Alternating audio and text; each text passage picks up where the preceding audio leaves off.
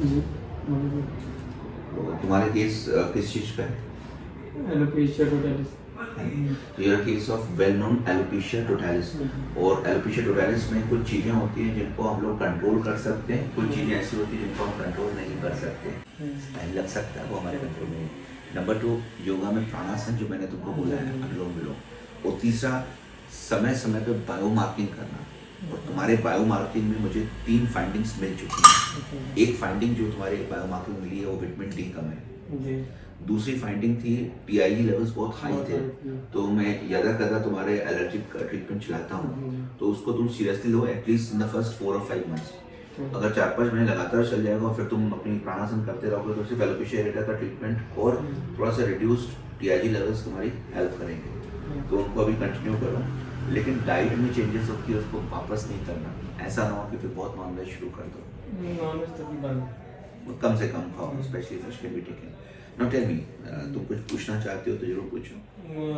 2 महीने हो गए वो विटामिन डी का पीते हुए, हर हफ्ते एक बार हेयर के शॉट्स। तो आपको उसको कंटिन्यू करना है कि? देखो रिपोर्ट्स के ऊपर है। जैसे तुम्हारा सितंबर में हमने जब रिपोर्ट्स कराई थी तो विटामिन डी स्टिल लो था 9.7। एक ही बार किया तुमने, मेरा 2 या 3 महीने लगाने की बात नहीं किया तुमने। तो विटामिन डी का आप सप्लीमेंट ले रहे हो और अच्छी डाइट ले रहे हो, तो विटामिन डी के सप्लीमेंट और डाइट के साथ धीरे धीरे करके विटामिन डी इंक्रीज कर सकता है, लेकिन हाइपर विटामिनोसिस ना हो इसलिए हमें चौथे महीने में उसको चेक करना इंपॉर्टेंट है। तो अगली बार दवाई कलेक्ट करने से पहले गेट द रिपोर्ट्स डन। और वो पर वीक चलता है? अब चलाते रहो, बहुत ही कम पे थे तो, और यंग हो तो ऐसा कोई इमीडिएट कोई रिस्क फैक्टर्स नहीं होते। Let me check it after तुम टिल 15 जनवरी 25 तक उसको कंटिन्यू करो and get the reports done before you show me. तो 12-13 तारीख को रिपोर्ट कर दो, बंद कर दो। फिर मे बी वो बढ़ गया हो, बंद कर देंगे। नहीं बढ़ा होगा तो मैं बताऊंगा कैसे और क्या करना चाहिए। B12 तुम्हारा नॉर्मल था, जिसके कारण थोड़े से रिस्पॉन्स शुरुआत में मिली थी। ओवरऑल लिवर फंक्शंस अब ठीक हो गया होगा, क्योंकि अब ड्रग्स वगैरह बंद करके सिर्फ होम्योपैथिक और नेचुरल ड्रग्स पे हो। सीआरपी ठीक ठाक था, फेरेटिन लेवल्स तुम्हारे ठीक हैं। तो डाइट इसकी अपनी वेल मैनेज रखो, क्योंकि एलोपेशिया टोटलिस के पीछे 2 रीजंस होते हैं। एक तो सिकाट्रिशियल होता है, तो मैं उसका ट्रीटमेंट ही नहीं करता हूँ। सिकाट्रिशियल मतलब स्कार्ट। तो तुम्हारे केस में समय के साथ कुछ किया जा सकता है, इसलिए तुम अपनी तरफ से पूरी मेहनत करो। ओके, कुछ और चीजें जो तुम जानना चाहते हो तो जरूर पूछ सकते हो। स्पेशली सर तो बहुत अच्छा रिस्पांस है, मगर आईब्रो एक्चुअली मैं वो पाउडर हम लगा नहीं है क्योंकि वो बहुत ज़्यादा ड्राई कर देता है। चलेगा ना, उससे पहले हल्का सा तेल लगा लो। सर पे तेल लगा, वो सर पे पाउडर लग जाता है, मगर वो आईब्रो से ज़्यादा पाउडर नहीं करता। वो पाउडर ही अपने में करिश्माटिक है। तीनों line of actions alopecia areata totalis में इंपॉर्टेंट होती है, क्योंकि तुम्हारा एक एडवांस केस है। तो एडवांस केस में ये इंपॉर्टेंट है पेशेंट के लिए कि भाई अगर आपको हो रहा है तो कुछ एरियाज खराब हो चुके हैं, कुछ हो रहे हैं, कुछ होने वाले हैं। तो खराब होते हुए एरिया को तुम रोक सकते हैं अगर थेरापेटिक्स अच्छी चलती है और तुम बायोमार्कर्स को फॉलो करते हो और कुछ डायग्नोसिस निकल के आती है। तो तुम्हारे में टोटल आईजी लेवल्स हाई थे, तो वो बताता है कि भाई प्रोग्नोसिस मुश्किल है, लेकिन अगर हम रास्ते पे चलते रहें तो रिजल्ट्स समय के साथ बेहतर हो सकते हैं। दूसरा, तुम्हारा विटामिन डी शुरुआत से ही कम है, तो हम लोग उसको भी फिक्स कर रहे हैं। थायराइड लेवल्स कभी थोड़ा ऊपर होते नीचे होते, लेकिन अभी लास्ट में मैनेज थे तुम्हारे लगभग। तो दैट मीन्स ऑटोइम्यून डिजीज चल तो रही है, लेकिन बहुत ज़्यादा फाइंडिंग्स नहीं है, मतलब it is in a control. तो तुम्हारे में ज़्यादा कुछ नहीं, but you have to follow the advices. योगासन कितना फॉलो कर रहे हो शायद? जब हो जाते जल्दी हो जाता है, जब देर हो जाती है तो फिर, लेकिन वीक में 3-4 बार हो जाता है। देखो मिनिमम 70% अगर कंप्लायंसेस फॉलो करते हो तो रिजल्ट्स ऑप्टिमम, मतलब अच्छे रिजल्ट्स होते हैं। तुम्हारे ऊपर है तुम क्या करते हो, क्योंकि कुछ चीज़ें जो बाहर से हो सकती हैं वो तो तुमको मैनेज करना पड़ेगा। ये सब पार्टिसिपेटरी प्रोटोकॉल और आईजी लेवल्स हाई होने से इसकी प्रोग्नोसिस पूरा हो जाती है। तो क्या क्या यूज कर रहे हो आजकल बालों पे? पाउडर और मेडिसिन। ओमना पाटल भी लिया तुमने? कब तक किया ओमना पाटल? 2017 में लिया था, और 17 बन गए थे तो 5-6 महीने चले। इसका मतलब शुरुआत में तुमने जो भी मेडिसिन से बहुत बाद में, शुरुआत मेरे जब 2002-3 में हुई।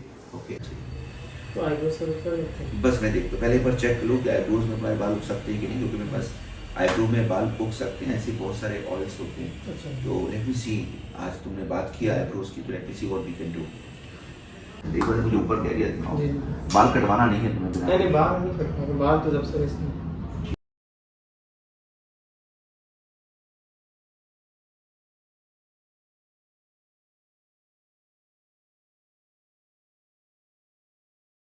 तो तुम्हारे केस में एक पॉजिटिव क्लिनिकल साइन है कि ये ओवरऑल रिटेन्ड है, और तुम्हारा फुल टेस्ट जो बीच में तुम बोल रहे थे गिर रहे हैं वो ठीक है, बाल नहीं आ रहे हैं हाथ में। सो 2 ही तरीके हैं डायग्नोज करने के। तीसरा जो है बायोप्सी करते हैं, उसकी जरूरत नहीं है हमें। So overall this pattern is good. अब एक बार मैं डर्मास्कोप से भी देखता हूँ क्या क्या साइन दिखते हैं हमें। हमेशा कोई भी एक आर्बिट्ररी एरिया पे लगाओ, बस एक जगह दिखाओ, थोड़ा सा ऊपर कर लो, इसे ये जो दिख रहा है नीचे का एरिया कोई देखना है मुझे, और थोड़ा सा ऊपर करो, और थोड़ा सा ऊपर। यहाँ पे भी हमें साइन देखो, यहाँ पे कुछ बाल उगते हुए दिख रहे हैं तुम्हें। These are dead spot. So yellow dots and black dots are basically found in alopecia areata. तो ये findings बहुत important। मनीषा ना upright hair कहाँ दिख रहा है, कुछ ग्रोथ होते हुए बाल मैंने देखा है इसके, लेकर चलते जाओ ना, यहाँ दिख रहा है वहाँ, ठीक है। थोड़ा सा और साइड में जाओ मनीषा, तब तक करो जब तक कोई साइन ना दिखाई दे, बस छोड़ दो। अब देखो यहाँ पे कुछ बाल उगते दिख रहे हैं तुम्हें, देखो तुम आंखें खोल लो जी। बहुत अच्छी बात है। सर पे जितने दिख रहे थे ब्रो पे निकलते दिख रहे हैं। ये जितने छोटे वाले ना ये रिकवर करना चाहिए, ठीक है। तो कोशिश कर रहे हैं उगने की, लेकिन इनका संख्या कम से कम 10 टाइम्स हो जाना होनी चाहिए, but it's a good sign, ठीक है मनीषा। Just done. तो इसलिए तुम्हारे सभी केसेस में जो असेसमेंट है ना केस का, कोशिश करो कि 1 से 2 मंथ्स मुझे एक बार दिखाओ। और भाव में अब मुझे ऐसा लगता है कि मैं तुमको एक ऑयल दूंगा।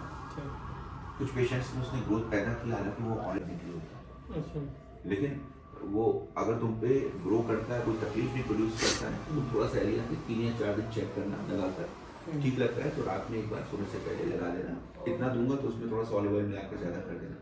तो एंड कीप ऑन कमिंग 1 से 2 मंथ्स, 2 मंथ्स में एक बार असेसमेंट बहुत इंपॉर्टेंट है। क्योंकि भाव पे मुझे लग रहा था ग्रोथ बिल्कुल नहीं, मैं सर से ज़्यादा भाव पे ग्रोथ हो सकती है, बिकॉज वहाँ पे हैं पिट्स अभी ख़त्म नहीं हुए हैं, स्कार नहीं हुए हैं, okay. So follow me well. और डाइट में जितनी भी चाइनीज़ फूड्स हैं, जो भी चीज़ तुमको एलर्जीज है उनको अवॉइड करना। नॉन वेज आइटम्स में स्पेशली मैंने देखा है कि जो रेड मीट्स होते हैं या चिकन या उनके सॉल्ट्स होते हैं या उनमें जो केमिकल्स आजकल बहुत ही कॉमनली प्रेजेंट होते हैं, तो कहीं ना कहीं से इन्फ्लेमेशन, सूजन पैदा करते हैं, जो कि इस बीमारी को बढ़ाती है।